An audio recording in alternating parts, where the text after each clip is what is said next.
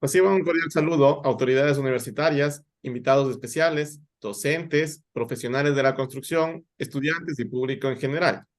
Continuamos con el día 125 del ciclo de conferencias El conocimiento no se detiene, doctor Roberto Aguiar Falconi. Evento organizado por el Departamento de Investigación Científica de la Universidad de las Fuerzas Armadas de ESPE en colaboración con el grupo de investigación CienciLab. Hoy tenemos el gusto de compartir con un investigador de Chile, candidato a doctor Miguel Medalla. Como primer punto, tenemos palabras por parte del doctor Roberto Aguiar. Muy buenas noches con todos y mi agradecimiento al futuro doctor Miguel Medalla por haber aceptado dictar esta conferencia. Tenemos la suerte de tener grandes conferencistas y últimamente de Chile han participado algunos conferencistas muy buenos, todos, y no solo de Chile, de todos los países, son muy buenos conferencistas, es una gran suerte que tenemos para seguir aprendiendo. Cada día se aprende más, siempre hay algo nuevo que aprender. Yo personalmente le agradezco mucho al doctor Miguel Medalla por haber dedicado su tiempo a preparar la conferencia y luego a exponer a enseñarnos a nosotros. Vamos a aprender de usted. De igual forma, agradezco también al futuro doctor Brian Cagua, porque no sé cómo lo hace, pero se da tiempo para estar presente haciendo todo lo que hay que hacer para mantener estas conferencias. No es nada fácil, quita mucho tiempo, pero él saca tiempo de donde no hay tiempo. Le agradezco mucho, futuro doctor, muy bien. ¿Y saben por qué sacamos esto también? Es porque es una pasión que tenemos. Es una pasión que tenemos por las estructuras. Las estructuras son tan lindas, tan hermosas. Qué hermoso es aprender algo nuevo.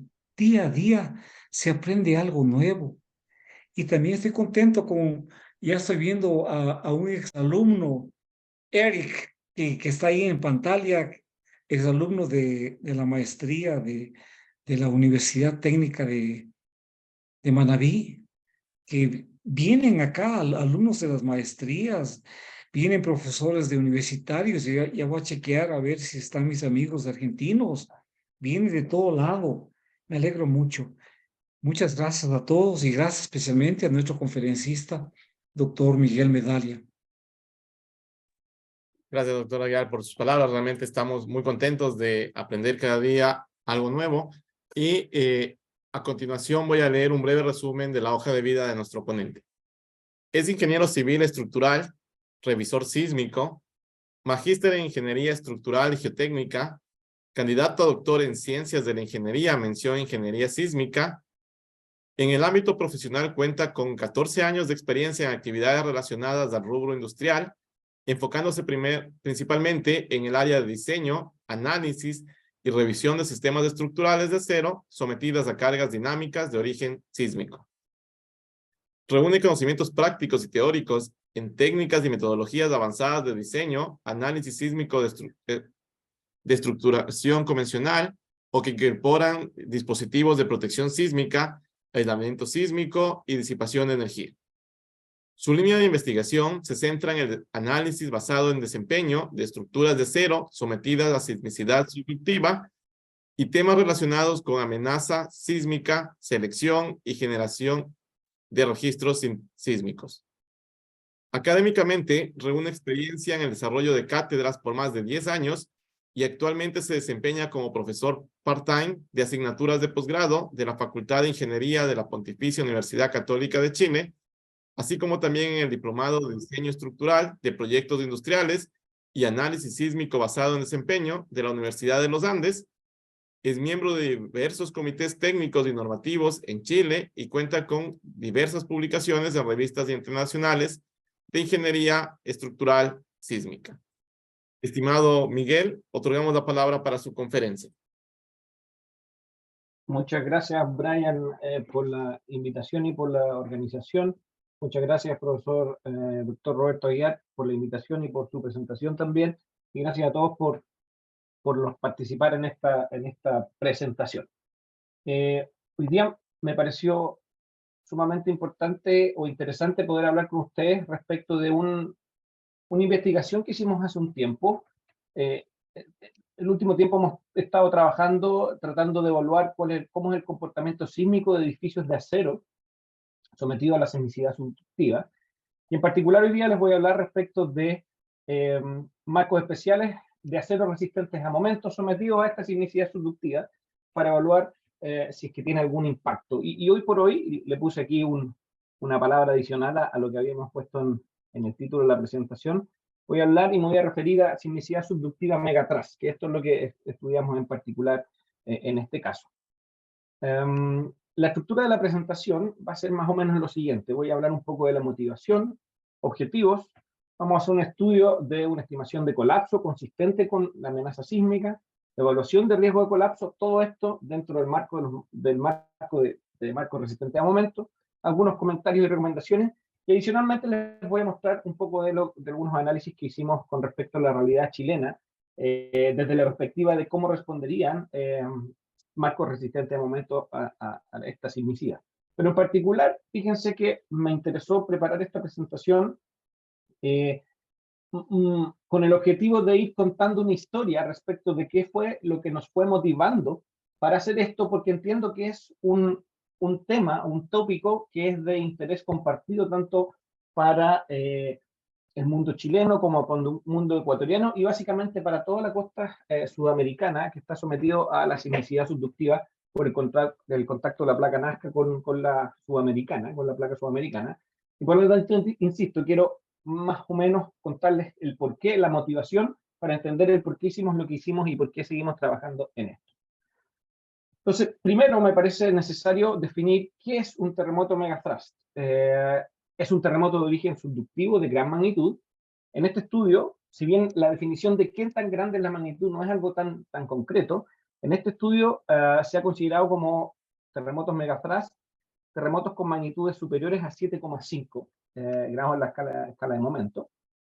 Y solo para que tengan un orden de magnitud, digamos, en Sudamérica en los últimos 100 años, al menos de acuerdo de lo que está indicado en el USGS, hemos tenido por lo menos 54 eventos de estas características. O sea, son eventos de alta magnitud, pero que ocurren continuamente en Sudamérica. Y si, por ejemplo, relajáramos un poco esta magnitud y la bajáramos a algo más cercano a 7, el número de estos eventos aumenta a 128. Por lo tanto, son terremotos de alta magnitud que ocurren con cierta frecuencia en las costas sudamericanas y por lo tanto da la impresión de que nosotros debiésemos tratar de investigar un poco más respecto de ello. Entonces, fíjense que aquí les estoy presentando una figura de la tesis doctoral del Regan Chandramohan de Stanford, donde muestra en rigor las zonas de subducción en el mundo. Todo lo que está indicado en rojo básicamente son las zonas de subducción, en donde también se presenta la cantidad de población que vive cerca de estas zonas de subducción. Porque uno podría decir cuál es el interés de investigar un tipo de sismicidad que eventualmente podría no generar peligro o una amenaza para la población. Entonces, solo a modo de resumen, les puedo decir que más de 330 millones de personas pueden ser afectadas por terremotos de subducción, ¿ya? Y por lo tanto nos parece interesante, de alguna forma, analizar qué es lo que está pasando con esto. Y si ustedes se dan cuenta, yo creo que esto lo saben mejor que yo, ¿no es cierto? Tenemos que una zona importante de subducción es la que se define en toda la costa pacífico de Sudamérica, ¿ya? Y para hablar un poco más respecto de esto, podríamos decir que el solo hecho de tener zonas de subducción no necesariamente significa un peligro, ¿cierto?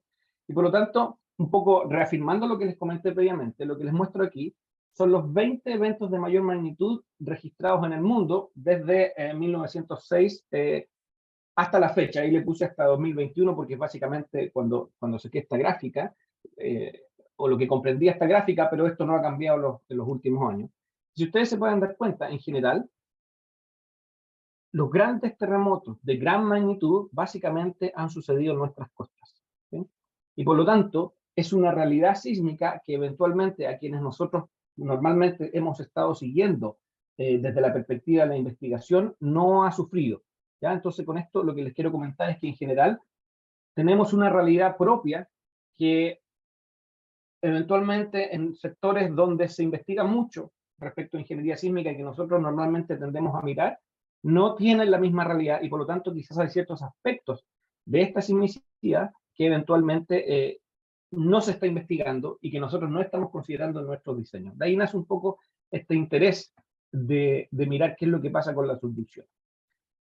Para motivar un poquito más este asunto, fíjense que les estoy mostrando esta figura del profesor, del libro del profesor Villaverde, donde se muestran los distintos contactos sismotectónicos que ocurren en el mundo.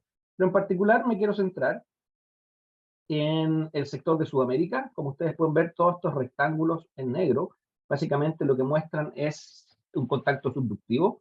Pasa lo mismo en México, pasa lo mismo en el norte de Estados Unidos, Seattle, Anchorage, etc. Pero hay una zona, hay un gap de la subducción que ocurre justo en las costas de California, esencialmente, ¿ya? Que es básicamente el centro mundial, o al menos aquí en América ha de alguna forma tomado como referente para la definición de disposiciones sísmicas en Chile. Entonces, quiero mostrarles adicionalmente que dos registros sísmicos particularmente importantes para cada una de las distintas localidades. El primero de ellos que les estoy mostrando en la parte superior de la pantalla es un registro sísmico que se registró en Northridge el año 94 en la estación de Northridge. Ustedes saben que el terremoto de Northridge, de alguna forma, particularmente para la estructura de acero, marcó un cambio. De ahí en más aparece el proyecto SAC, etcétera, y aparece todo lo que hoy por hoy hemos desarrollado o consideramos en los códigos de diseño sísmico. Por lo tanto, es un terremoto que es particularmente relevante desde la perspectiva de la realidad sísmica en los Estados Unidos. Abajo, a la misma escala, les estoy mostrando un registro. Disculpen, aquí olvidé decirlos, este es un terremoto de tipo transcursivo, cortical, superficial, ¿ya? Que es básicamente el tipo de terremoto que la práctica norteamericana o la academia norteamericana ha considerado para la definición de sus disposiciones de diseño sísmico, porque es básicamente el tipo de terremoto que genera los altos niveles de amenaza que ellos pueden tener en su localidad. Por el contrario, acá abajo, a la misma escala, ustedes pueden observar un terremoto o un registro de terremoto del Maule del año 2010 en la estación de Concepción. Si se fijan, este terremoto, insisto, está a la misma escala que el registro anterior, tanto en el eje de la Y como el eje de la X, y por lo tanto ustedes pueden ver la diferencia natural que existe entre estos dos registros, uno de origen subductivo, otro de origen cortical.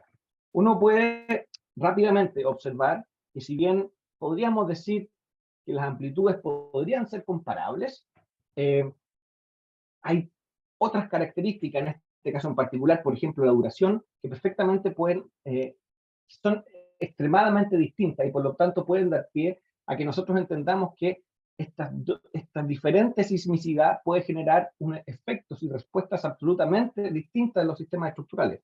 Pensemos simplemente en algo como el ciclaje, vale decir, si nosotros creemos que podemos desarrollar los mismos niveles de utilidad para un terremoto como el que está acá arriba, con respecto a un terremoto como el que está acá abajo, nos podríamos hacer la pregunta de esa cantidad de ciclos inelásticos que voy a desarrollar, dado que tengo el mismo objetivo de formación elástica, pero durante una cantidad de ciclos particularmente mayor, podría eventualmente generar un problema. Entonces, sin discutir mucho más, me parece que es evidente que los dos terremotos son absolutamente distintos, son, como digo yo, animales distintos, y eso motiva de alguna forma el que queramos analizar si es que las características sísmicas de la subducción de los contactos sismotectónicos de tipo subductivo, y en este caso en particular de megaterremotos, generan algún impacto en el comportamiento y la respuesta de sistemas estructurales de acero. Entonces, ¿qué es lo que pasa con esto? Lo que nos dimos cuenta, y ustedes lo pueden chequear sin duda, es que gran parte del territorio americano ha adoptado, ya sea parcial o totalmente, las regulaciones de Estados Unidos, sin calibraciones o verificaciones locales. En general, ustedes pueden observar que muchos de los códigos con los que nosotros trabajamos, o los códigos de Sudamérica, mejor dicho, citan o son prácticamente una copia de lo que se establece en los códigos AC7, aquí les muestro en particular el 2016, pero esto viene de más atrás, y lo que es AICC 341. El tema que nosotros planteamos dentro de esta investigación es que hemos estado ocupando códigos que eventualmente fueron calibrados y fueron analizados para una sismicidad absolutamente distinta, ¿ya? Entonces, nos preguntamos entonces, ¿cuál es el nivel de riesgo en zonas susceptibles a eventos megaflash si los requisitos de diseño han sido calibrados para sismicidad cortical? ¿Estamos logrando buenos resultados? ¿Estamos quizá llegando a los mismos resultados objetivos que, por ejemplo, se ha definido en los códigos norteamericanos que estamos ocupando como referencia? Entonces, aquí a modo de ejemplo, quiero esquematizar lo siguiente. En general, siempre se ha dicho que, por lo que se busca en los códigos, hoy día ha cambiado un poco, pero para simplificar un poco, podríamos decir que para terremotos del nivel de un máximo sismo considerado, en general se estima que para estructuras regulares, lo correcto, lo adecuado es tener probabilidades de colapso menores al 10%. Entonces, lo que nosotros entendimos en su minuto fue que esta verificación y esta calibración había sido en general estudiada de buena manera en sistemas estructurales de acero para terremotos de corta duración, terremotos corticales, terremotos como los que uno puede observar en California. Sin embargo, tenemos la duda de si eso efectivamente, este mismo objetivo de desempeño, se cumple en el contexto de los mismos sistemas estructurales, pero esta vez sometidos a una sismicidad distinta. Adicionalmente, en el contexto del riesgo uniforme, uno podría preguntarse cuál es el impacto de la existencia de fuentes subductivas capaces de generar eventos megatrust. Y aquí en particular les estoy mostrando el mapa de riesgo. Ustedes saben que hoy por hoy la filosofía de diseño norteamericana, más que orientada a la definición de una amenaza uniforme, lo que busca es establecer un código que tenga un riesgo uniforme. Esto quiere decir que la probabilidad de colapso de las estructuras en general sea uniforme y menor a un cierto valor dado. Entonces, ¿cómo se define la probabilidad de colapso en general? La probabilidad de colapso en general la vamos a definir como una convolución o la interacción de la amenaza sísmica de un sitio actuando en conjunto con la fragilidad de los sistemas estructurales. Vale decir, qué tan susceptible soy a soportar una determinada amenaza. Entonces, ok, desde la perspectiva de la amenaza, nosotros en general podemos hacer nuestros estudios de manera local, pero en particular respecto a las curvas de fragilidad de los sistemas estructurales, no hemos analizado o no se ha analizado en profundidad eventualmente si es que este tipo de sismicidad puede generar modificaciones a estas curvas de fragilidad. Entonces, aquí les pongo un ejemplo, ¿no? Fíjense que está muy demostrado que la respuesta de un elemento individual depende del protocolo de carga. Vale decir, depende de cómo yo solicite ese elemento, es cuál es la respuesta que voy a obtener en él. Si analizo o ensayo un elemento con una cantidad de ciclos dados, con unas características de cada uno de esos ciclos, voy a obtener respuestas distintas si estos ciclos son distintos o ciertos protocolos de carga son distintos. Entonces, si a nivel elemental esperamos tener diferencias, nos podríamos preguntar entonces qué ocurre, ya no a nivel elemental, sino que a nivel de sistemas estructurales, qué ocurre si es que el protocolo, o en este caso los registros sísmicos, son distintos. Vale decir, esos registros sísmicos generan un impacto, por ejemplo, en las curvas de fragilidad utilizadas comúnmente para establecer o calcular el riesgo sísmico de una localidad en particular. Eso es lo que nos interesa analizar, ¿no? Y como último, les quiero mostrar lo siguiente. Si bien toda la discusión que he hecho hasta ahora ha estado orientada a decir, mire, miremos en Sudamérica qué es lo que eventualmente podría ocurrir, dado que nosotros tenemos una sismicidad distinta, déjenme decirles que esto no es simplemente una realidad o un eventual problema en Sudamérica desde la perspectiva del desconocimiento, sino que también, si nos vamos al mismo Estados Unidos, podemos encontrar lo siguiente. Aquí les estoy mostrando dos zonas en particular. Recuerden que esto está pintado en rojo, son básicamente zonas donde podemos encontrar subducción. Como les comentaba, el norte de Estados Unidos, en este caso Anchorage también en Alaska, son sectores que por el contacto de la placa Juan de Fuca también tienen una sismicidad subductiva, de tipo subductivo. Si ustedes van, por ejemplo, al código norteamericano o van a los mapas del USGS para establecer cuáles son los parámetros o las aceleraciones espectrales para hacer los diseños estructurales, resulta que en Anchorage ustedes pueden encontrar el mismo nivel de intensidad sísmica que pueden encontrar, al menos en términos de aceleración espectral, que pueden encontrar en San Francisco. Entonces uno dice, resulta que para este mismo nivel de intensidad vamos a diseñar básicamente el mismo edificio, porque en términos de diseño tradicional, como ustedes saben, nosotros diseñamos en general de acuerdo con las pseudoaceleraciones espectrales que un código puede establecer. Entonces, tanto en San Francisco como en Anchorage, nosotros vamos a diseñar el mismo edificio porque en rigor las coordenadas espectrales son equivalentes. Ahora bien, ¿qué es lo que les muestro acá abajo? Lo que está acá abajo es la desagregación sísmica de cada sitio en particular, en este caso de Anchorage, en este caso de San Francisco. Si ustedes se fijan, lo que les estoy mostrando aquí es básicamente la distancia de la ruptura y las magnitudes que se pueden desarrollar o que controlan la amenaza sísmica de un lugar en particular. Entonces, fíjense cómo en Anchorage tenemos que el terremoto controlador de la amenaza sísmica es un terremoto de magnitud 9 a una distancia aproximada de 35 kilómetros. Eso es un terremoto puramente subductivo megathrust. Por el contrario, en San Francisco lo que nosotros observamos son distintas barritas con una magnitud media igual a 7,8 a una distancia de 10 kilómetros. Vale decir, una sismicidad absolutamente controlada por la realidad cortical. Entonces, vuelvo a plantear la pregunta, y es, ¿estoy diseñando los edificios para una determinada aceleración espectral, aun cuando esa aceleración espectral puede provenir de eventos absolutamente distintos? En este caso, claramente un evento megathrust, en este caso, claramente una sismicidad controlada por las distintas fuentes corticales que se pueden activar en San Francisco. Entonces, dado lo anterior, dada esa motivación que quería compartir con ustedes, que nos trazamos los siguientes objetivos.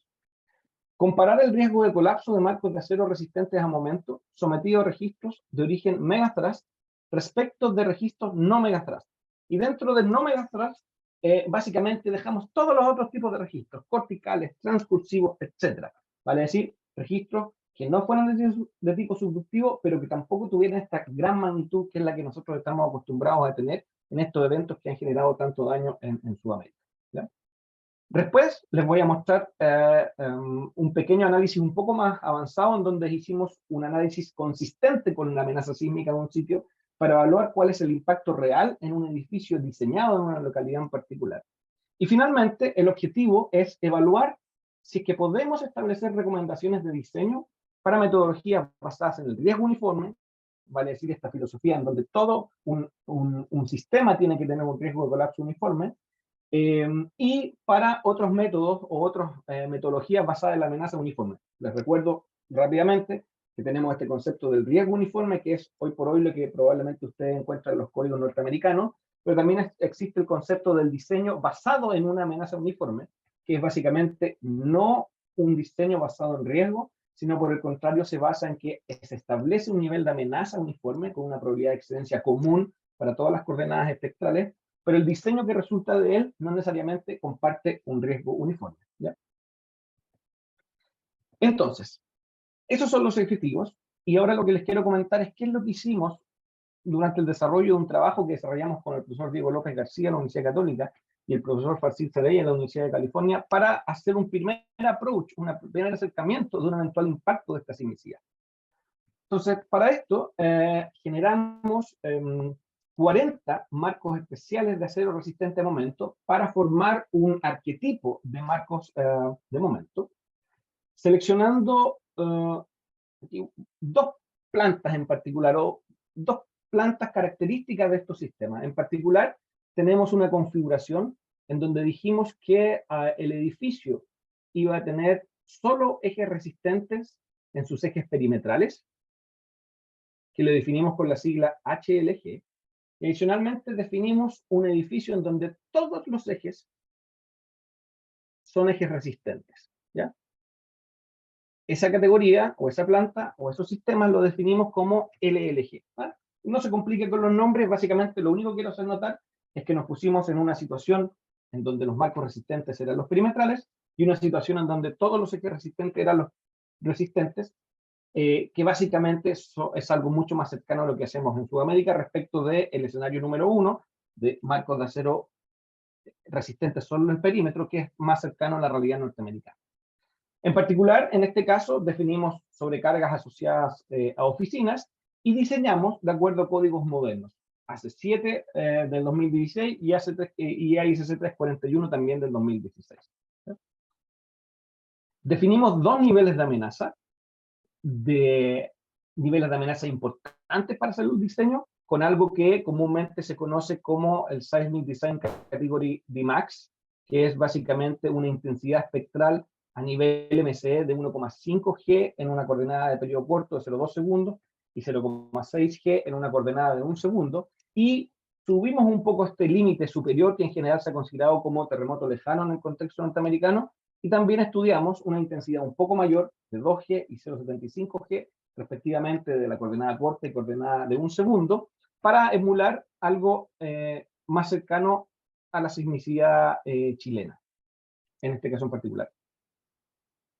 Brian. Sí, estamos escuchando. Sí, pero ¿siguen viendo? Sí, estamos ahora en 2G, marcó allí el DMAX. Ya, que por alguna razón, al parecer, yo no estoy viendo mi monitor, pero puedo ver una pantalla auxiliar. Sigo por acá entonces.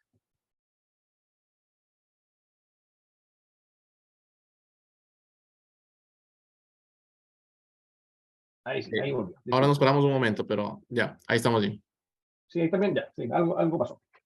Entonces, con estos dos niveles de sismicidad, diseñamos, como les comentaba, estos 40 arquetipos, considerando distintos tipos de elevaciones. Consideramos 2 pisos, 3 pisos, edificios de 6 pisos, 13 y 20 pisos respectivamente, para tener una diversidad y una muestra dentro de este set de edificios que fuera representativo de distintas realidades. Entonces, bueno, aquí solo para tener algunos antecedentes, definimos estos distintos tipos de sistemas estructurales o alturas o características o configuraciones estructurales de manera tal de tener edificios que estuvieran en un rango de periodos cortos, rango de periodos intermedios y rangos del periodo largo. Entonces, si ustedes pueden observar aquí, tenemos representantes de desde 0,5 segundos hasta edificios de 3,5 segundos de periodo, ¿ya? También fíjense que como respuesta del diseño analizamos los factores de sobreresistencia de cada uno de estos edificios, y lo que logramos observar es que en general los puntos verdes que les estoy mostrando aquí, o círculos verdes que les estoy mostrando, son básicamente los factores de sobreresistencia en los edificios que consideraban los marcos perimetrales como ejes resistentes. Y ahí se puede observar una directa relación con los factores de sobreresistencia que comúnmente son considerados en la práctica norteamericana cercana a 3, en el caso de marcos especiales de momento, pero por el contrario, en sistemas con mucha redundancia, donde todos los ejes eran resistentes, que son los puntos rojos, en general encontramos sobre resistencias particularmente mayores, ¿ya? Y era algo que se podía esperar. Entonces, ya definido esos marcos resistentes o ese set arquetipo, lo que hicimos fue seleccionar registros sísmicos que representasen a cada una de las dos sismicidades. Para esto generamos dos sets de 22 registros con 44 componentes.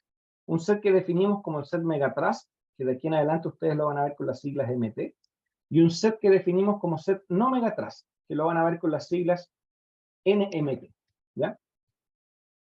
Para la selección de los registros ocupamos el criterio de selección de acuerdo con el apéndice B de FIMA P695, que es un documento que se publicó con el objetivo de hacer un cálculo probabilístico o una definición de factores de modificación de respuesta luego de análisis probabilístico, que en términos simples lo podríamos resumir en que se seleccionan registros sísmicos con máximas aceleraciones del suelo mayor a 0,2 G, registro sísmico con máxima velocidad del suelo mayor a 15 centímetros por segundo. Ese es el primer criterio para definir o seleccionar solo registros que consideremos al menos ingenierilmente interesantes o dañinos. En particular, seleccionamos registros que estuviesen dentro de lo que se conoce como suelo rígido, muy rígido, según AC7, que son los suelos de y C. Y para evitar un sesgo asociado a un terremoto en particular, solo se seleccionó 2 registros por evento. ¿Ya? Una vez definidos esos parámetros de selección, básicamente les puedo comentar que el set no megathrust fue básicamente el set que ya está previamente definido en FEMA PC95 con algunos ajustes menores. Y el set megathrust que representa la subducción quedó definido con 14 registros de Chile, un registro de Taiwán, 4 registros de Japón y 2 registros de Ecuador. Fíjense que el hecho de considerar solo 2 registros por terremoto nos complicó bastante el problema, porque no en ese minuto, cuando hicimos este trabajo, ahora quizás hay un poco más de información, no se tenía o no se contaba con muchos registros asociados a megaterremotos, ¿ya? Teníamos muchos del 2010 en Concepción, en Chile, y muchos de Tohoku del 2011, pero nos habíamos limitado a solo 2 por evento, y por lo tanto no podíamos ocupar toda esa base para contaminar nuestros resultados con un registro en particular, ¿ya? Entonces, una vez hecha esa selección, les muestro aquí los espectros elásticos resultantes de cada uno de esos sets. En particular, el set no megathrust está compuesto por eventos que desarrollan a nivel medio como valor máximo una pseudoaceleraciones elásticas del orden de 0,8 G, y a nivel medio, la línea roja es el nivel medio, la línea azul es un percentil 84, vale decir media más una desviación estándar. Y el set megathrust, por el contrario, obtuvimos máximas aceleraciones espectrales. Esto es solo un parámetro, no quiero decir que esto es tan relevante para poder comparar, aceleraciones espectrales máximas a nivel medio con valores que llegaron aproximadamente a 1.1.1.2 G. ¿Ya? Entonces, ya definidos estos sets, nosotros vamos a poner a prueba nuestra estructura considerando cada uno de estos sets en particular. Pero previo a eso, me gustaría mostrarles las siguientes imágenes. En azul es el set megathrust, en rojo es el set cortical o no megathrust, ¿ya? Entonces, fíjense que aquí estoy graficando la intensidad de área. Acá estoy graficando la duración significativa o la duración del movimiento fuerte del terremoto.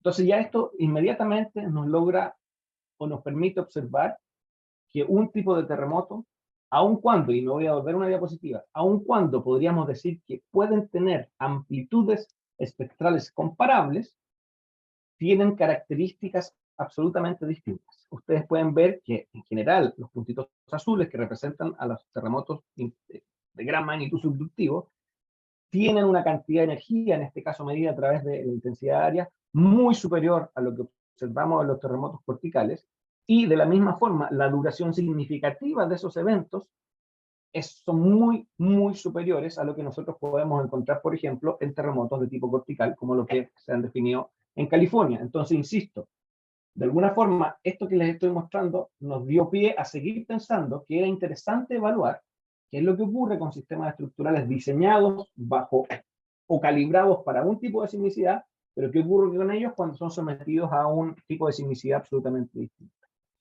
Aquí a la derecha, lo que les estoy mostrando es una intensidad de medida que se conoce como SA ratio, ¿ya?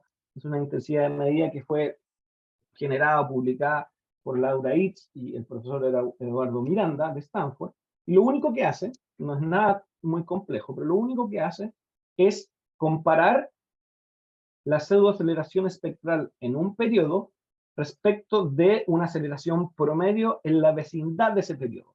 En términos simples, cuán grande o cuán chico es la pseudoaceleración en un punto dado respecto de un rango de periodos que están cercanos a él, ¿ya? Esto básicamente es un parámetro que nos permite evaluar la forma espectral.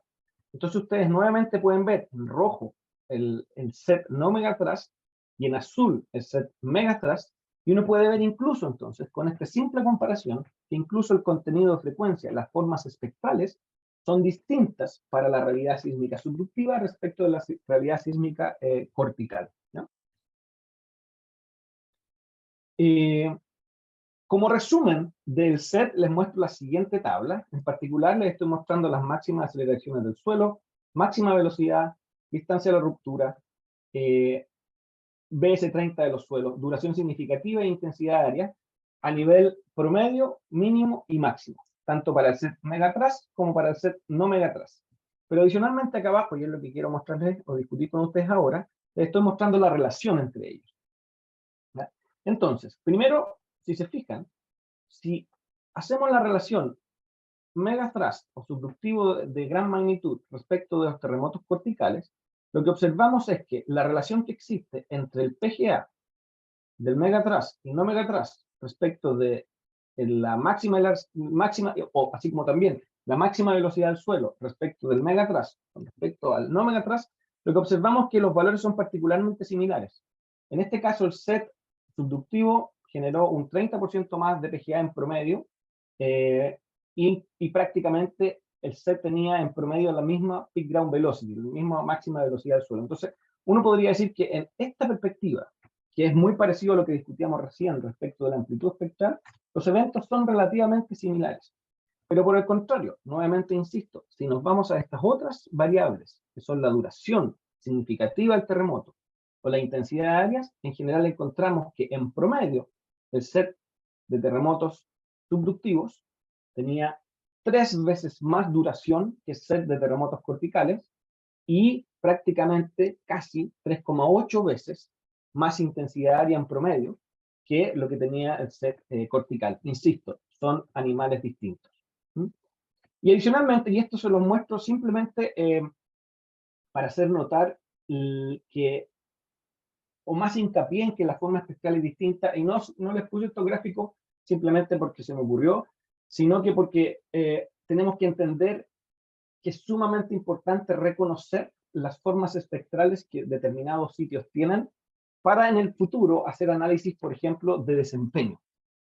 Tener, por ejemplo, normas con espectros de diseño que no representen la forma espectral de los eventos que ocurren en un determinado lugar, muchas veces puede complicar mucho la selección de registros y eventualmente, aún seleccionando, generando registros artificiales, quizás lo que estamos haciendo es seleccionar registros que no representan la realidad sísmica de un determinado sitio.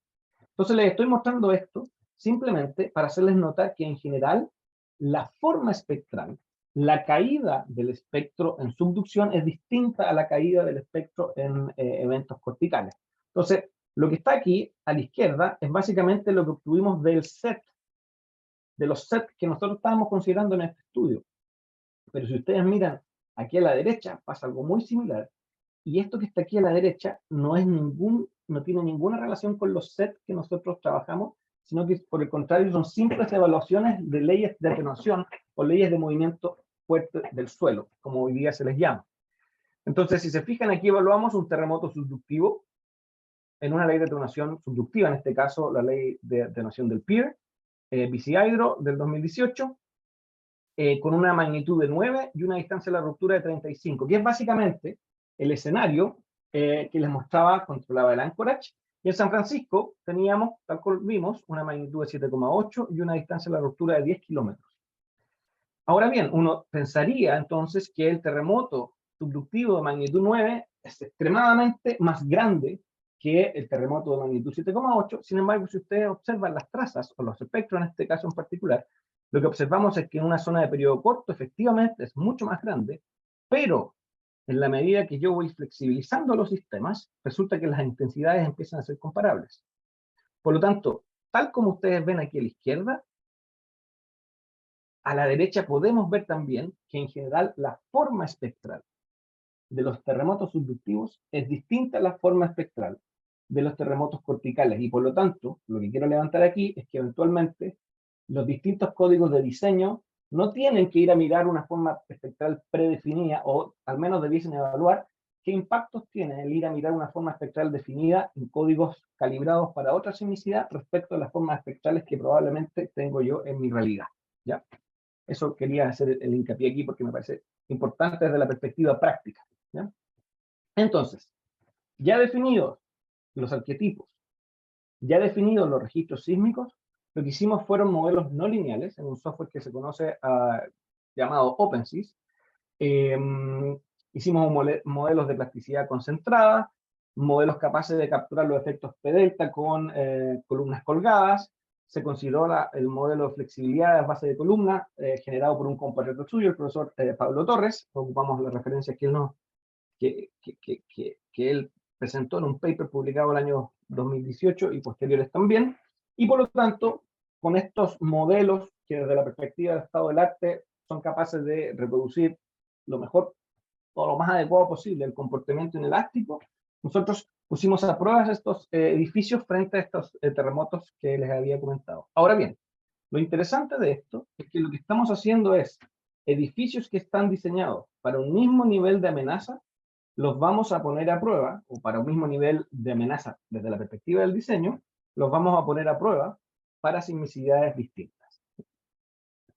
Adicionalmente, les comento rápidamente que ocupamos un modelo de amortiguamiento de acuerdo a lo establecido en la guía de diseño alto de edificios altos de San Francisco y Los Ángeles, que son particularmente comparables, como ustedes pueden ver en la figura. Los modelos de amortiguamiento se calibraron al punto de colapso.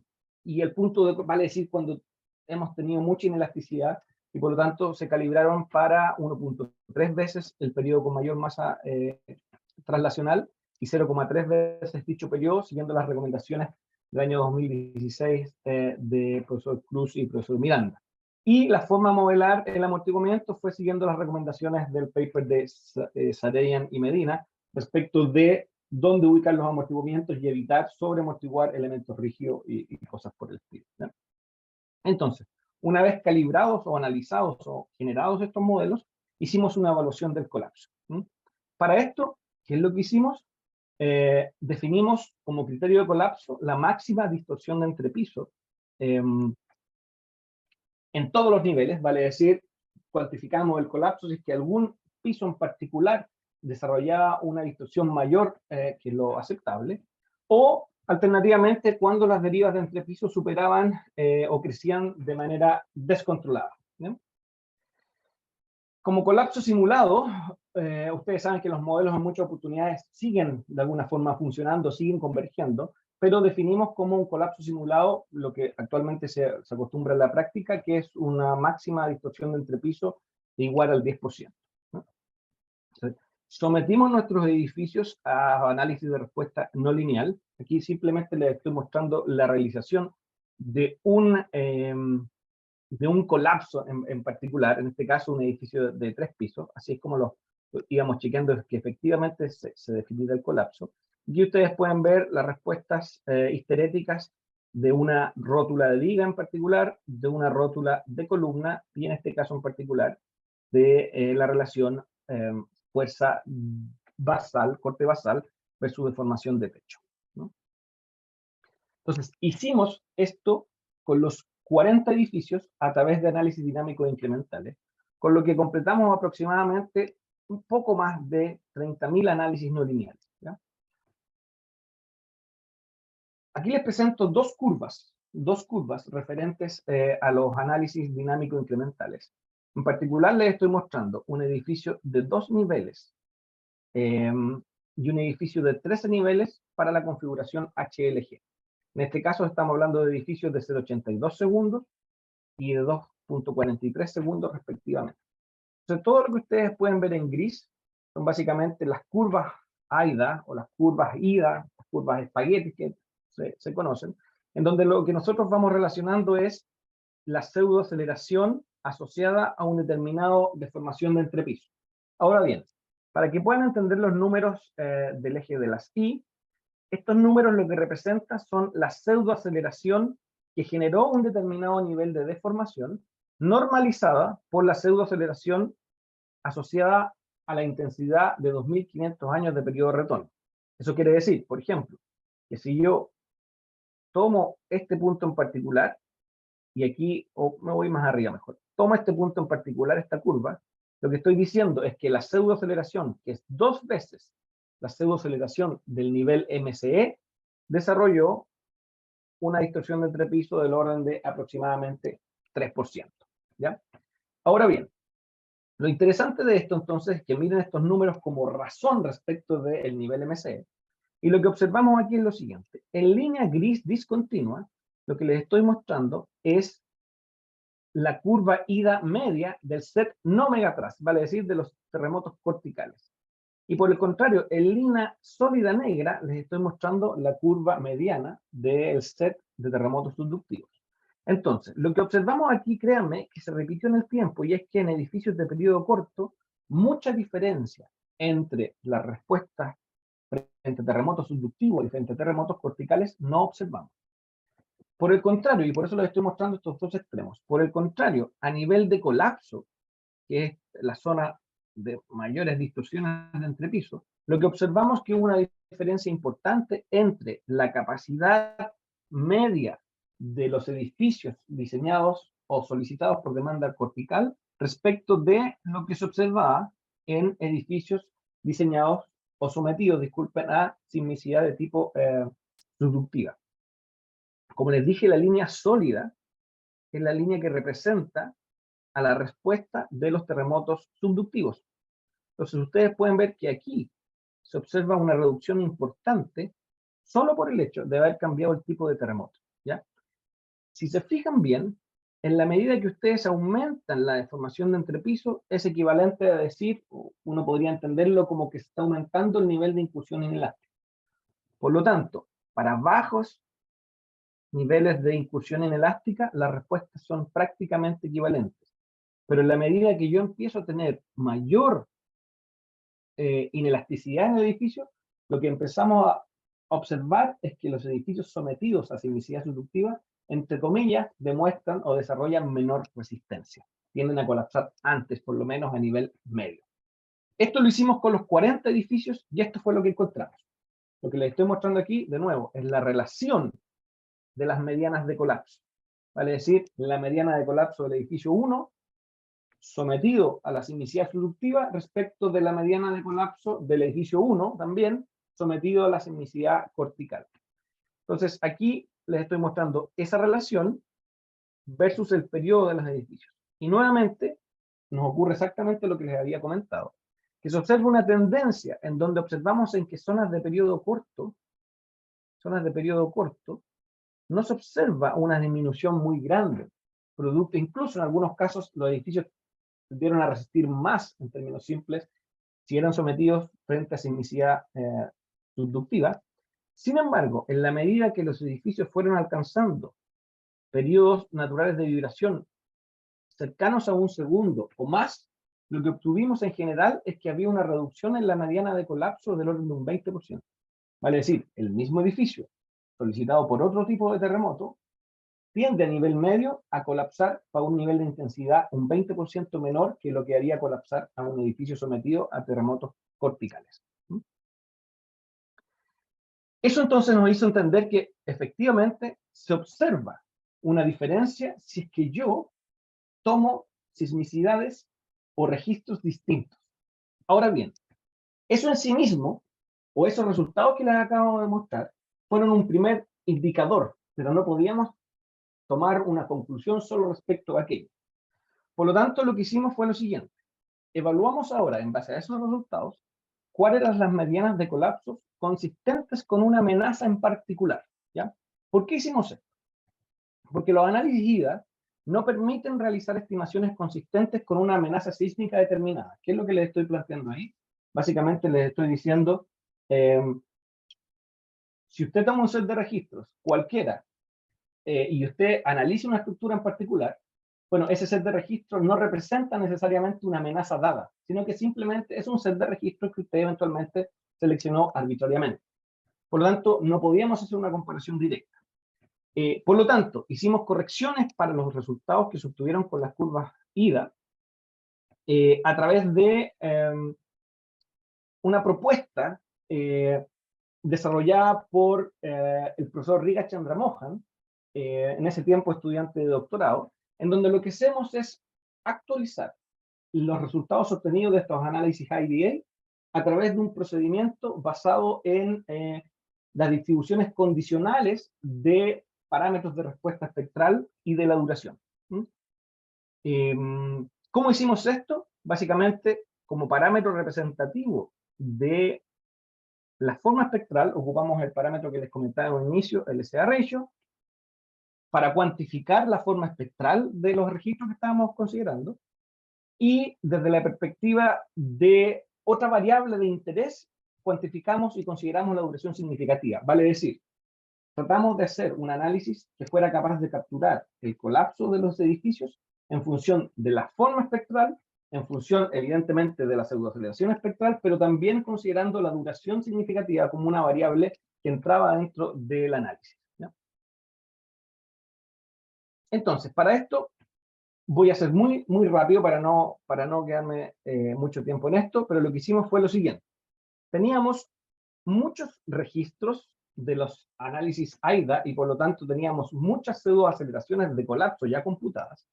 Y lo que hicimos fue alimentar esta forma que ustedes están viendo, esta ecuación que está aquí, en donde relacionamos la pseudoaceleración espectral, disculpen, al colapso, con la duración significativa, como les decía, y con una variable asociada a la forma espectral. Vale decir, el terremoto en sí mismo, o el colapso en sí mismo, se va a relacionar con la forma espectral que tenga el espectro, valga la redundancia, y con la duración que tengan estos registros, ¿ya? Luego de alimentar esta expresión, tanto desde la perspectiva de la duración como desde la perspectiva de la forma espectral, lo que fuimos capaces es más o menos de establecer una ecuación de predicción que relaciona entonces la pseudoaceleración al colapso con la forma espectral y con la duración, ¿ya?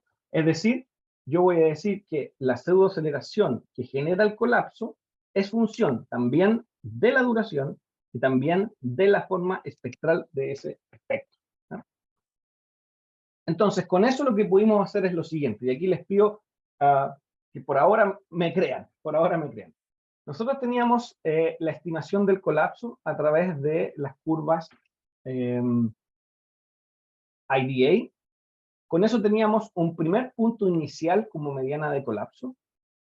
Una vez conocida esa mediana de colapso, fuimos capaces de establecer qué tan cerca o qué tan lejos estábamos de un nivel dado de amenaza. En este caso en particular ocupamos 2% en 50 años, que es equivalente a los periodos de retorno de 2.500 años.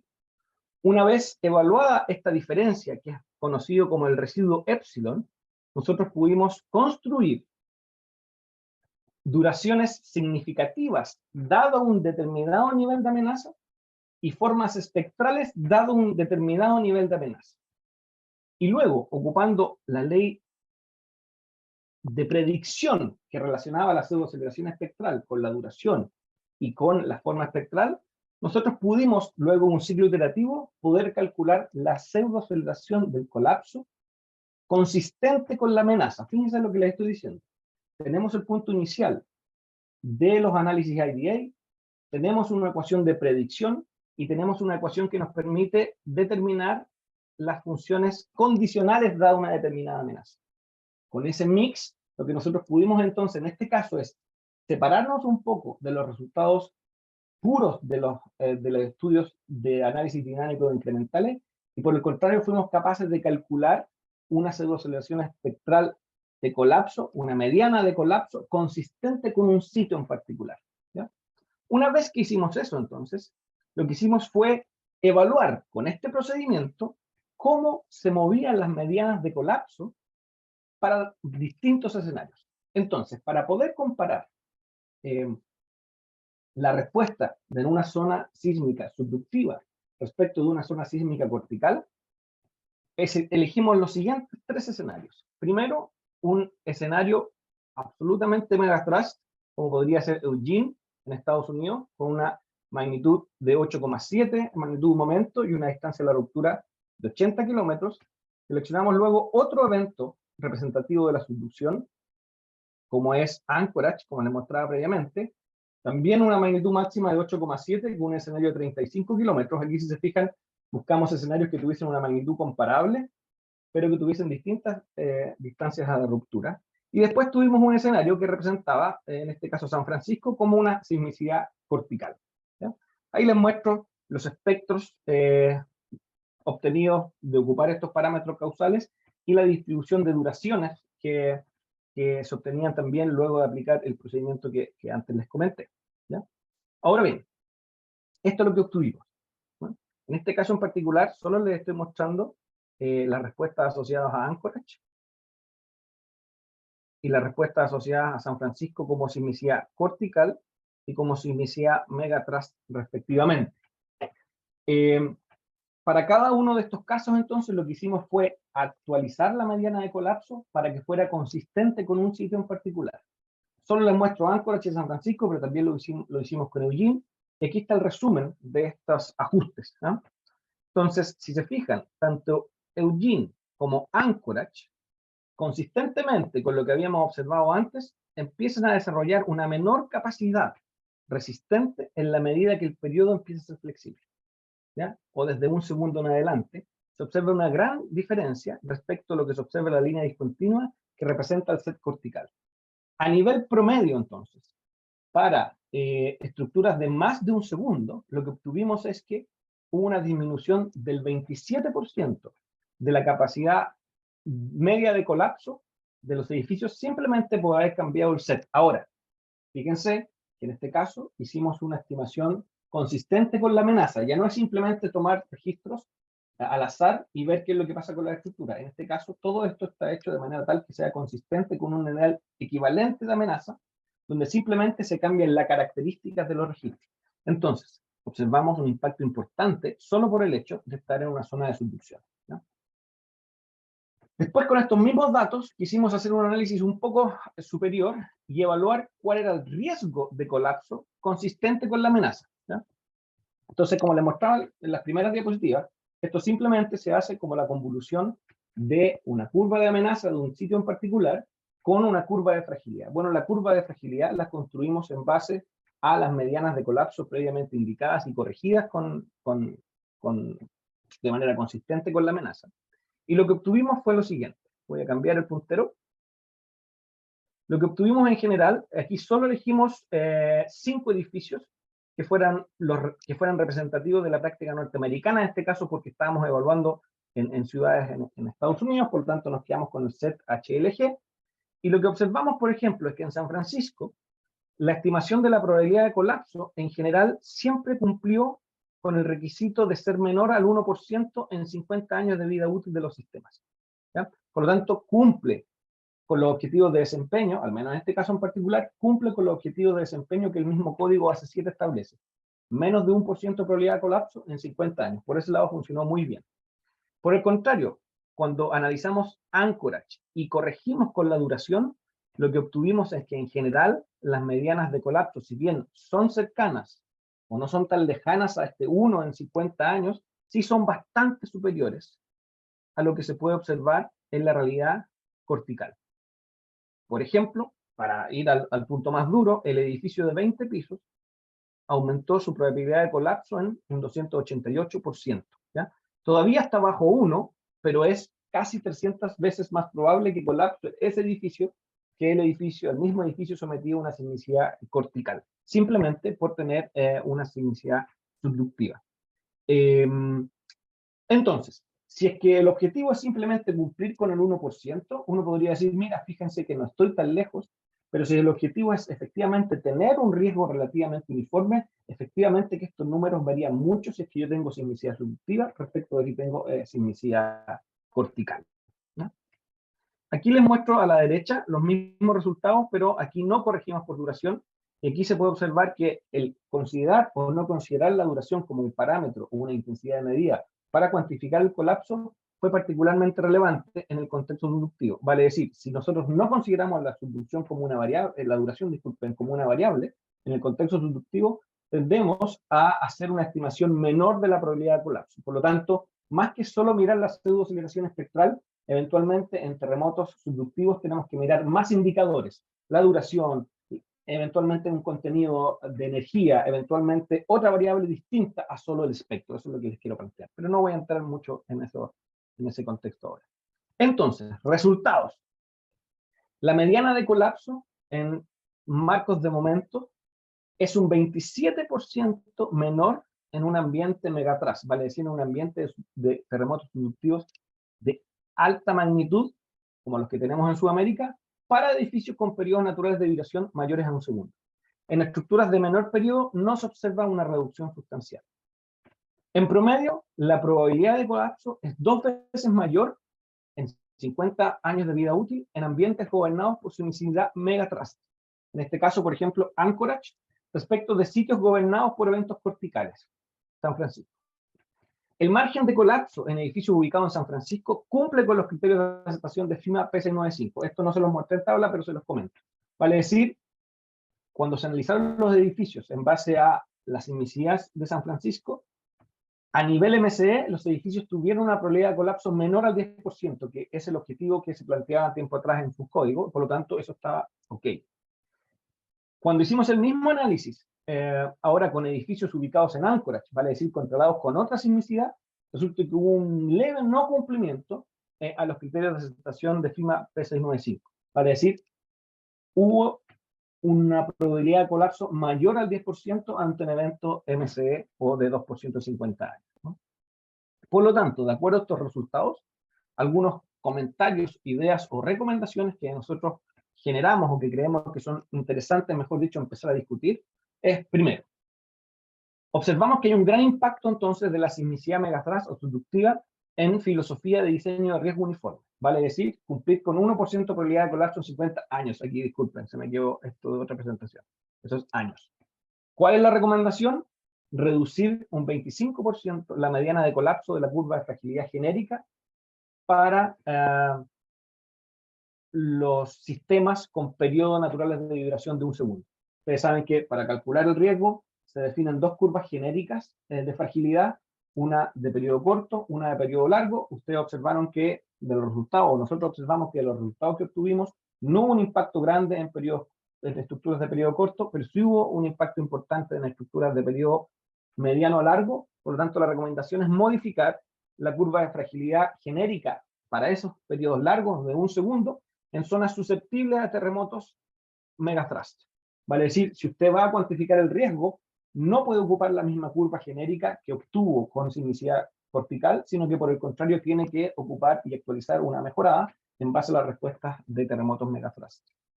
Hay un leve impacto, como les decía, en la filosofía de diseño de amenaza uniforme, esta que dice relación con el 10% de probabilidad de colapso ante un nivel MCE, y por lo tanto ahí nuestra recomendación es eventualmente aumentar levemente el corte basal de diseño, alternativamente disminuir levemente los factores de modificación de respuesta, en este caso en particular de los marcos especiales de momento. Hicimos algunos análisis, no se los mostré aquí, pero que pareciera que modificando el 8 por 7 ya se obtienen resultados más adecuados para cumplir con este objetivo de desempeño, o alternativamente limitar las deformaciones admisibles, ¿ya? Vale decir, todo esto es equivalente a darle un poco más de resistencia al edificio, de manera tal de disminuir la probabilidad de colapso a través de disminuir levemente el nivel de inelasticidad durante un evento sísmico severo.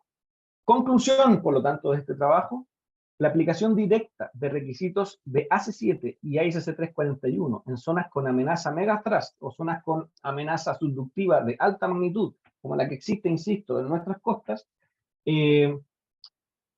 o en el norte de Estados Unidos, no permite dar cumplimiento al comportamiento o riesgo objetivo de dichos códigos. Vale decir, si nosotros que estamos sometidos a la sismicidad subductiva adoptamos directamente las disposiciones de los códigos AC7 y AC41, de acuerdo a nuestros números, no vamos a lograr obtener los mismos objetivos de desempeño que ellos se plantearon. Eventualmente podemos aceptar eso, no hay ningún problema, pero si creemos que vamos a llegar a los mismos objetivos de desempeño, lo que demuestran estos números y algunos otros que hemos hecho es que eso en general no ocurre, ¿ya? Entonces, ojo con eso, y se los digo a ustedes porque tanto ustedes como nosotros, como Colombia, como Perú, etcétera, estamos bajo la amenaza de este tipo de terremotos. Bueno, ustedes de corticales y subductivos, pero los subductivos de alta intensidad o alta magnitud también. Rápidamente, con esto, quiero solamente mostrarles un pequeño estudio que hicimos en Chile para ver cómo impactaba esto a nuestra realidad, porque si ustedes saben, en Chile nosotros tendemos a diseñar estructuras mucho más rígidas que lo que se obtiene con un diseño como el estadounidense, y por lo tanto quisimos evaluar y rehacer más o menos estos análisis para observar si efectivamente teníamos probabilidades de colapso muy altas, o si por el contrario el tener edificios más rígidos, y por eso les daba el ejemplo de limitar las deformaciones admisibles, permitía que obtuviéramos en general resultados adecuados. Entonces, en este caso les presento nuestra norma de edificios en la NSH 433, que trabaja con el código AISC 341. Entonces quisimos ver si la subducción de la fosa Chile-Perú establece altos niveles de riesgo. Aquí voy a ir un poco más rápido porque es básicamente lo mismo, pero con algunos pequeños cambios. Consideramos los mismos edificios que les había comentado previamente. En este caso, solo nos quedamos con 3 de esos edificios, los mismos edificios, pero solo 3. Ocupamos zona sísmica 3, que es la zona de alta sismicidad en Chile, suelo tipo C, para tener edificios equivalentes a lo que habíamos hecho con el diseño norteamericano, y ocupamos 2 niveles de drift, el que establece la norma chilena y adicionalmente uno que estaba liberado en un 25%. ¿Por qué uno que estaba liberado en un 25%? Porque la verdad es que en Chile los niveles de deriva entre pisos son bien estrictos. Quisimos ver si relajando un poco ese deriva obteníamos resultados muy desfavorables o por el contrario no. Entonces, básicamente, como les comentaba, una misma planta, ahora solo tomando 3 de estos edificios. En este caso en particular, solo para que se hagan una idea de la diferencia en lo que obtenemos nosotros, les muestro qué es lo que resultó en términos de periodo para cada uno de estos edificios. Aquí tenemos 3 niveles, 6 niveles y 13 niveles. Para el edificio 100% chileno, cumpliendo todo el código, para el edificio de 3 niveles obtuvimos un periodo natural de vibración de 0,65 segundos. Por el contrario, en la realidad norteamericana obtendríamos un edificio de 0,85 segundos. Y con el drift distinto que nosotros propusimos como alternativa un poquito más flexible, 0,8 segundos. Aquí no se ven tantas diferencias porque el edificio es bajo, pero si nos vamos a los 13 niveles, lo que observamos es que si bien en Chile obtenemos un diseño de 1,56 segundos, en el caso norteamericano obtenemos un edificio de 2,5 segundos. Ahí efectivamente, en la medida que vamos aumentando en altura, lo que logramos observar es que los edificios chilenos son muy superiores en términos de rigidez respecto a lo que se establece en el código norteamericano. Ahora bien, si nos vamos a comparar los pesos de estos edificios, evidentemente que es ahí donde está la rigidez. Entonces, si ustedes observan aquí, no me voy a preocupar del gráfico de la izquierda, sino que me voy a preocupar solo del de la derecha, que muestra el aumento porcentual de peso propio de estos marcos respecto de AC7. Entonces, quedémonos solo con las barras rojas en particular. Lo que observamos es que en Chile un edificio, por ejemplo, este marco en particular, de 3 pisos, ese marco en particular presa del orden de un 30% más que la realidad norteamericana, el de 6 pisos un 55% más, y el de 13 pisos del orden de un 60% más. O sea, efectivamente somos mucho más rígidos, pero a costo de hacer un edificio particularmente más pesado, ¿ya? No estoy juzgando si eso es bueno o es malo, simplemente estoy planteándoles una realidad. Seleccionamos en esta oportunidad ahora registros sísmicos, de nuevo 44 componentes, pero en este caso, como estábamos en el contexto chileno, solo seleccionamos registros de terremotos chilenos y con eso tuvimos que relajar un poquito esto de 2 registros por evento y obtuvimos los set que les acabo de comentar ahí. Volvimos a repetir los análisis IDA y lo que observamos en general es que los edificios tanto de diseño puro, de acuerdo a nuestro código, así como con una relajación en el drift de entrepiso, obtuvieron desempeños muy favorables respecto de lo que se obtuvo en el contexto norteamericano, evidentemente por este aumento de peso. Aquí fíjense que nosotros no tenemos una definición en Chile tan clara respecto del nivel MSE, por lo tanto, en vez de estar normalizando a el máximo sismo considerado, lo que hice fue normalizar a las demandas de diseño. Entonces, estas curvas IDA lo que muestran es cuántas veces más grande la pseudoaceleración que reportó este nivel de deformación que la pseudoaceleración que se consideró a nivel de diseño, pero a nivel elástico, evidentemente. ¿Sí? Entonces, la curva negra es la curva asociada al código chileno puro, la curva gris es la curva asociada al código chileno con una relajación del 25% del drift, y la curva roja es la curva que representa los edificios norteamericanos. Aquí ploteé todo junto. Entonces ustedes pueden ver cómo las pseudoaceleraciones que generan un mismo nivel de deformación son muy, pero muy inferiores en el contexto norteamericano que en el contexto chileno. Vale decir, necesitamos para generar una misma deformación necesitamos una pseudocelebración mucho más grande en el contexto chileno. Esto tanto para los 3 niveles, como para los 6 niveles, como a los 13 niveles. Aquí les muestro las curvas de fragilidad, pero si se fijan, voy a devolverme solo un segundo, aquí no fuimos capaces de llegar al colapso. O sea, nosotros seguimos aumentando, y nunca fuimos capaces de llevar los edificios chilenos al colapso, y ya estábamos aplicando factores de amplificación muy grandes, por lo tanto decidimos cortar los análisis.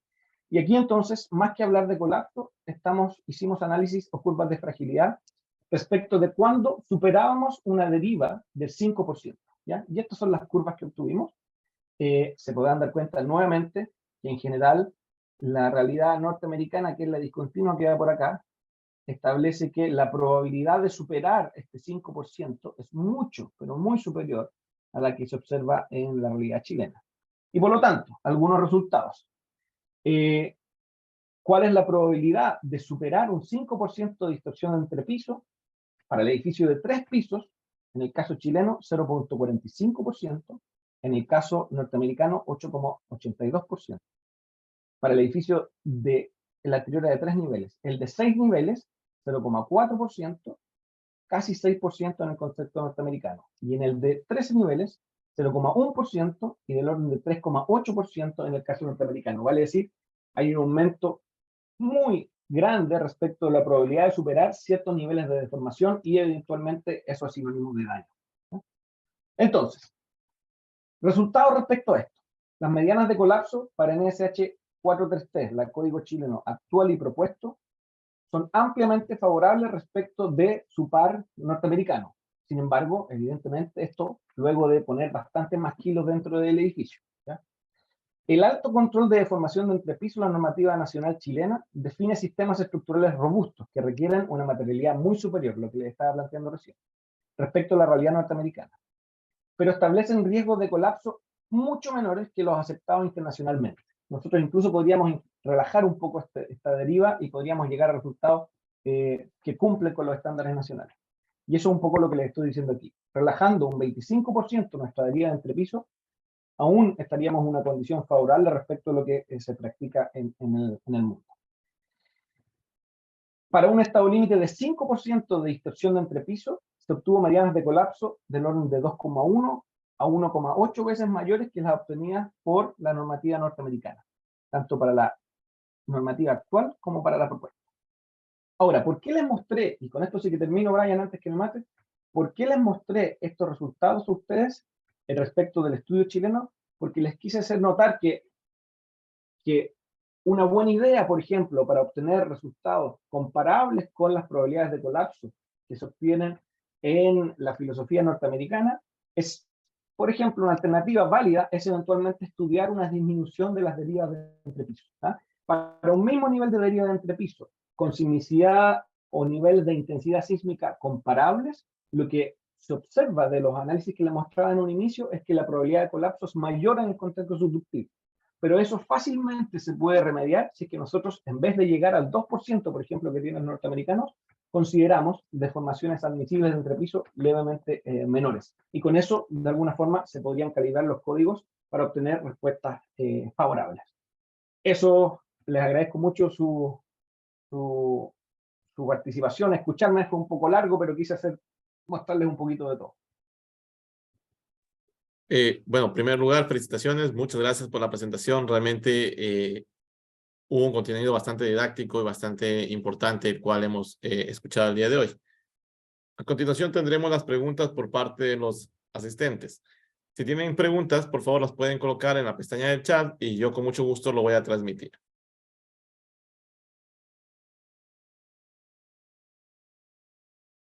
Acá hay alguna pregunta. Una pregunta es, en los arquetipos estudiados, con algunos pórticos resistentes a carga lateral versus todos los pórticos resistentes, ¿cuáles fueron las ventajas al utilizar un esquema de estructuración u otro? Se referirá respecto a que teníamos unos perimetrales y otros resistentes en todos los ejes, Brian. Sí, me parece que esa es la idea de la pregunta. En general lo que se obtuvo es que los pórticos con todos los ejes resistentes tienden a tener sobreresistencias producto de la redundancia, particularmente superiores que los pórticos definidos solo con ejes resistentes perimetrales, ¿ya? Y eso yo creo que dice relación con dos cosas. Primero, con la redundancia, y segundo, con que al quitarle responsabilidad sísmica, muchos pórticos empiezan a tener un control producto de las cargas gravitacionales, y por lo tanto empiezan a tener secciones mayores, no por el tema sísmico, sino que por el tema gravitacional. Eso desde la perspectiva de la sobreresistencia. Ahora bien, desde la perspectiva de la relación que existe entre cuánto aumentó o cuánto disminuyó la probabilidad de colapso respecto del otro sismo, vale decir el cortical versus el subductivo, en general las relaciones fueron comparables. Vale decir, la relación de la probabilidad de colapso 1 respecto a la probabilidad de colapso del otro, producto de una distinta sismicidad, no se vio muy afectada por los distintos sistemas estructurales. Ahora, evidentemente, Brian, los edificios con más redundancia y con más sobreresistencia tendrían a tener probabilidades de colapso menores que los otros, pero la relación se mantenía relativamente constante entre las dos sismicidades. Perfecto, muchas gracias por la respuesta. Bueno, hay un comentario, felicitaciones, excelente y muy clara presentación. Y también hay una pregunta acá. Bueno, un poco de contexto a la pregunta. En Ecuador estamos haciendo una actualización de la normativa ecuatoriana en la construcción, en la cual han participado colegas invirtiendo mucho tiempo y viendo opiniones de la parte norteamericana, de la parte de Chile y de algunos otros países. En este sentido, la pregunta es, ¿qué opina respecto a la propuesta actual de disminuir las derivas? Queremos disminuir las derivas de piso en la norma ecuatoriana de la construcción. ¿O le parece mejor reducir las derivas o los ERE, o ambos? Yo me atrevería a decir, como si te diste cuenta, yo propuse 3 alternativas que se podían estudiar. Yo me atrevería a decir que es más recomendable hacer un control más exhaustivo de la deriva.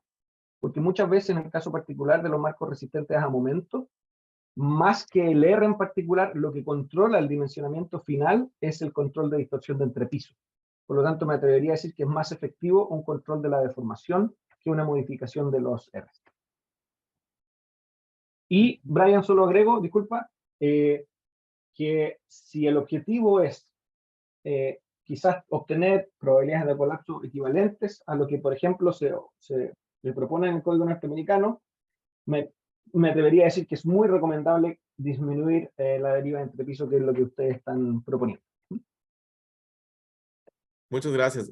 Solo como para tener una idea de un orden de magnitud respecto a lo que hacen en Chile, en Ecuador, por ejemplo, tenemos un espectro de diseño de 475 años de periodo de retorno y derivas máximas permisibles inelásticas del 2%.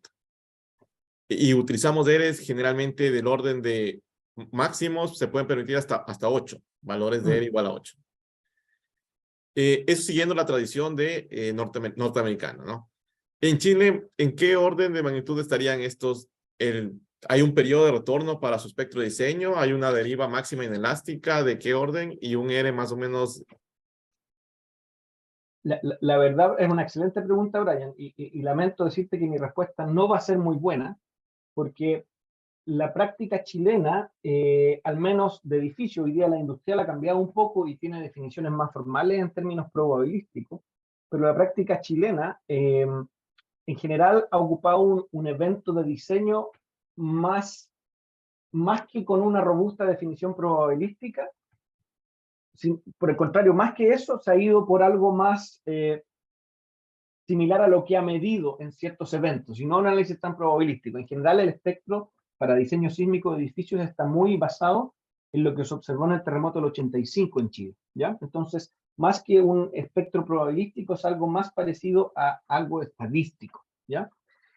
Ahora bien, nosotros hemos hecho algunos estudios, y en general para estructuras de periodo medio a largo, las intensidades son comparables, Brian, a 2%, a 10% en 50 años, o sea, periodo de retorno de 475 años, 500 años. Por lo tanto, desde esa perspectiva, no es tan distinta la amenaza. Lo que sí es muy distinto, Brian, es las distorsiones de entrepiso admisibles. Nosotros controlamos las deformaciones con la demanda reducida a un 2 por 1000.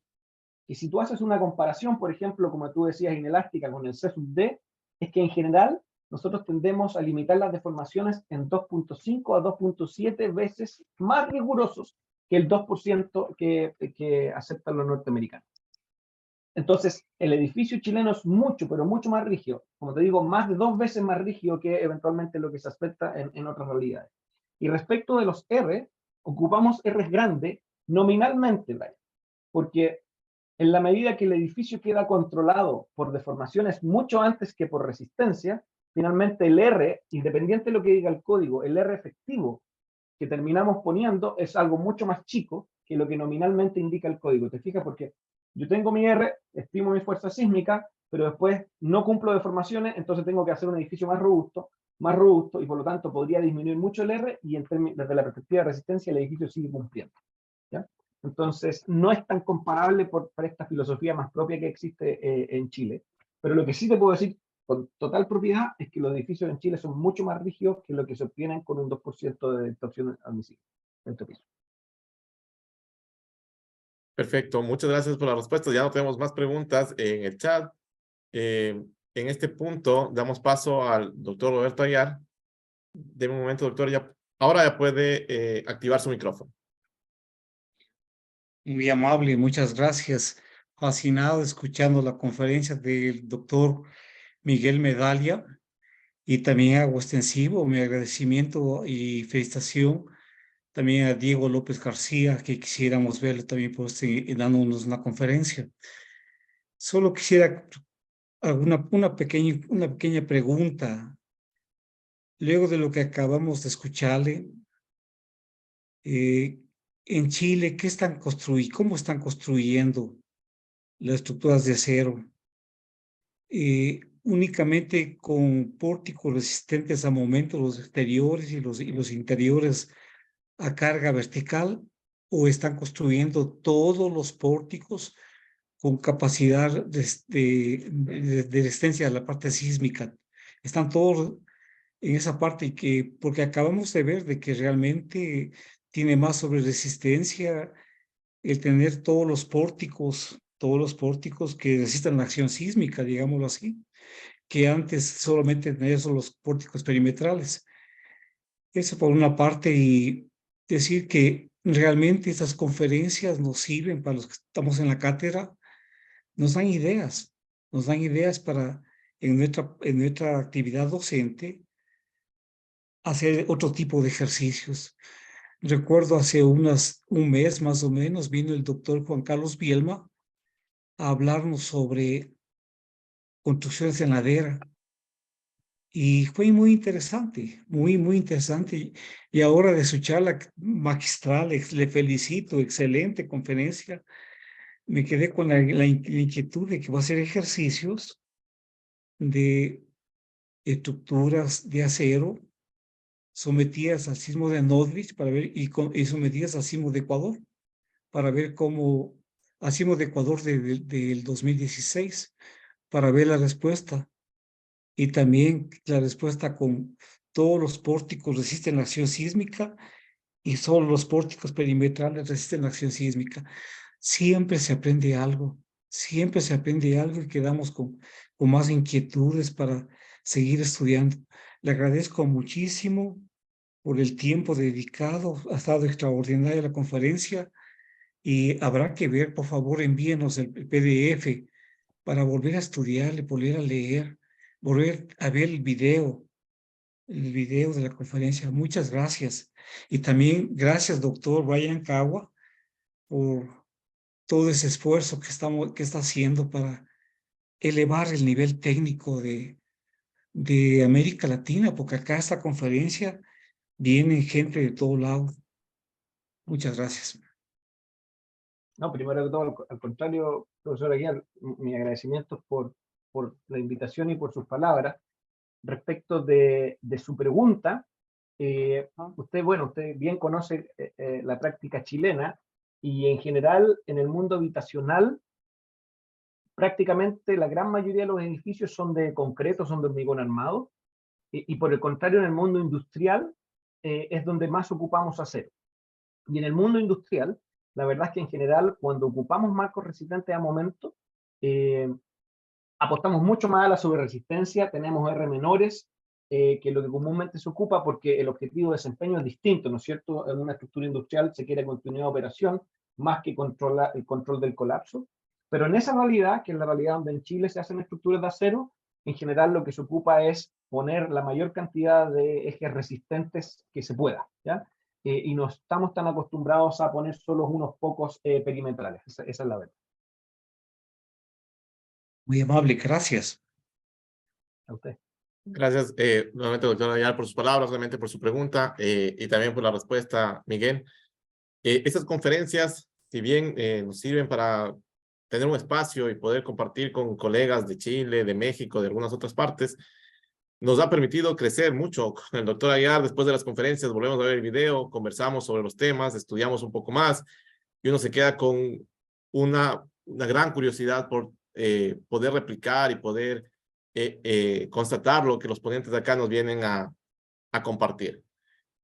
En este punto me gustaría compartir un certificado, déjenme compartir mi pantalla, que se otorga al candidato doctor Miguel Medalla en agradecimiento a la difusión de su conocimiento y su valiosa participación en este espacio como expositor con el tema Marcos especiales de acero resistentes a momento sometidos a sismicidad subductiva. Firma doctor Roberto Aguiar, organizador. Yo personalmente le quiero agradecer, Miguel, por toda la predisposición de participar en este evento. Su tiempo se es muy valioso y que nos haya compartido el día de hoy un par de horas y la elaboración de la presentación y de la conferencia, para nosotros no tiene, tiene un valor muy grande, tiene un valor muy, muy grande.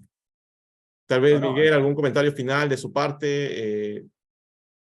No, al contrario, yo agradecido, encantado de que me hayan invitado, encantado de participar, tanto como oyente, como en este caso en particular con una charla. Yo realmente los felicito porque creo que, como decía el profesor Aguiar, es increíble, Brian, cómo usted puede todas las semanas tener a alguien aquí hablando, es una cosa bien, bien difícil. Yo creo que no lo he visto nunca antes, así que al contrario, yo más que lo único que puedo decir es muchas gracias por invitarme.